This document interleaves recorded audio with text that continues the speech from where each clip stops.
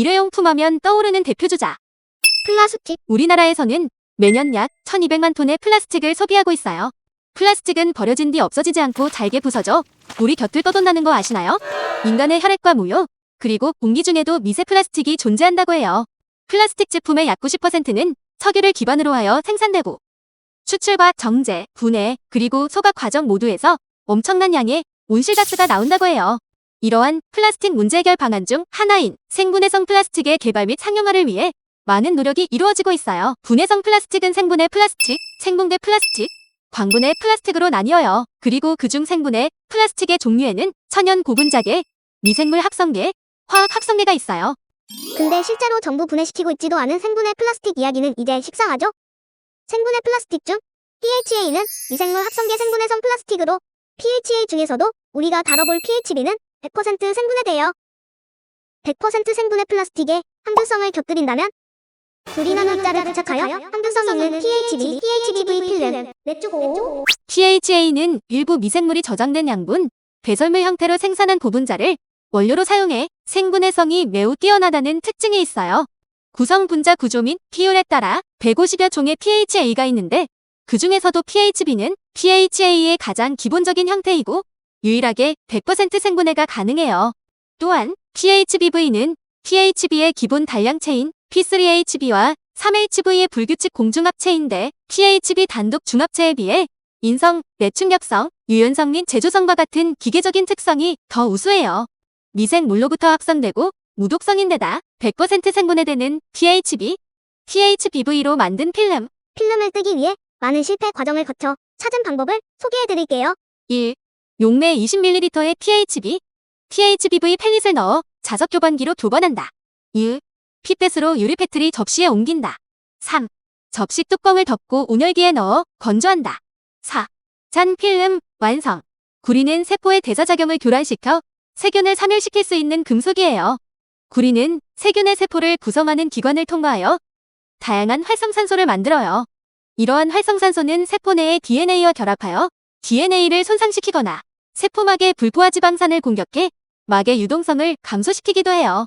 그 밖에도 다양한 방법으로 세포를 사멸시키는 구리를 필름에 부착하기 위해 구리를 나노 입자로 만들어봤어요. 우선 찻잎을 증류수에 넣고 자석 교반기에 1시간 동안 교반해요. 우려낸 식물 추출액을 필터로 2번 걸러줘요. 5m몰 농도 구리 이온 용액 200ml를 만들고 우려낸 식물 추출액과 함께 교반해요. 완성된 혼합 용액을 원심 분리기로 반복하여 정제해요. 정제한 구리 입자를 24시간 동안 동결 건조하여 구리 나노 입자를 얻어요. 이렇게 만든 구리 입자를 필름에 붙여보아요. 구리 나노 입자 5mg, 7.5mg, 10mg을 각각 증류수 1ml에 넣어줘요. 펀치를 이용해 PHB, PHBV를 각각 4조각씩 자르고 구리 나노 입자 용액에 넣어줘요. 구리 나노 입자 용액에 넣은 필름을 소니케이터에 넣어요.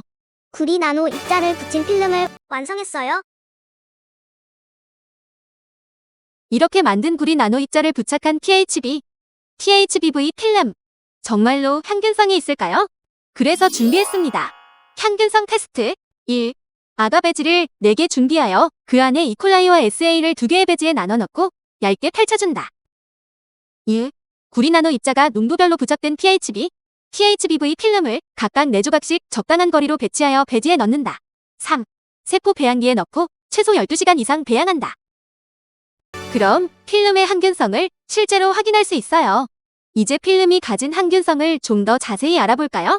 세균이 도포된 배지를 확인해보면 각 필름의 테두리 부분에 흰색 원형 모양으로 항균 작용이 일어난 것을 확인할 수 있어요. 총 2회에 걸쳐 항균성 테스트를 진행하고 필름 주변에 형성된 항균 범위를 측정하여 평균을 낸 구리 부착 PHB, PHBV 필름의 항균성은 다음과 같아요. 구리 부착 PHB 필름의 SA에 대한 항균성 작용 결과가 이콜라이에 대한 항균성 작용 결과 값은 이와 같이 나타났고 두 결과 값을 비교해보면 구리 부착 PHB 필름은 이콜라이보다 SA에 대한 항균 효과가 더 큰 것을 알 수 있어요. 다음으로 구리 부착 PHBV 필름의 SA에 대한 항균성 작용 결과가 이콜라이에 대한 항균성 작용 결과 값은 다음과 같이 나타났어요. 두 결과 값을 비교해보면 구리 부착 PHBV 필름 또한 이콜라이보다 SA에 대한 항균 효과가 더 큰 것을 알 수 있어요. 항균성까지 갖춰버린 필름, 과연 생분해성은 실제로 어떨까요? 그래서 이것도 준비해봤습니다.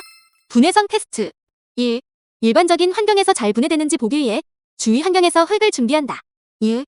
PHBV 필름을 각각 건조한 흙, 촉촉한 흙이 담긴 튜브에 넣어주고 대조군 설정을 위해 비닐백도 흙이 담긴 튜브에 넣어준다. 34일 동안 흙의 필름에 두고 분해 경과를 관찰한다. 2주간의 분해 과정을 거친 후 우리가 일반적으로 쓰는 비닐백은 2주 동안 분해성이 전혀 나타나지 않은 것에 비해 건조한 흙에 있던 필름은 매우 작은 조각으로 분해되어 흙 내부에 조각들이 있는 것을 확인했어요. 그리고 촉촉한 흙에서 분해되고 있던 필름은 예측보다 더 미세하게 분해되어 그 형체를 알아보기 어려웠는데요. 광학 카메라로 찍어 관찰한 결과 다음과 같은 분해성 정도를 확인할 수 있었어요.